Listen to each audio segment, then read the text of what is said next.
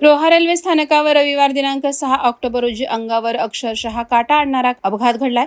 Train आणि प्लॅटफॉर्ममधील अंतरामध्ये अडकून एक प्रवासी गंभीररित्या जखमी झालाय। त्याला उपचारासाठी रोहा तालुका रुग्णालयात दाखल करण्यात आले। रोहा येथील शासकीय रुग्णालयात त्यांच्यावर उपचार सुरू करण्यात आले।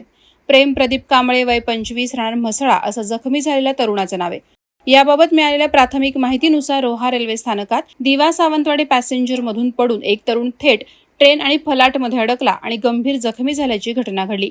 रोहा रेल्वे स्थानकामध्ये दिव्यावरून सावंतवाडीकडे जाणाऱ्या दिवा सावंतवाडी पॅसेंजर गाडी आली असता अंदाज न आल्याने प्रेम कांबळ्याचा पाय घसरून तो रेल्वे आणि फलाटाच्या मध्ये अडकला।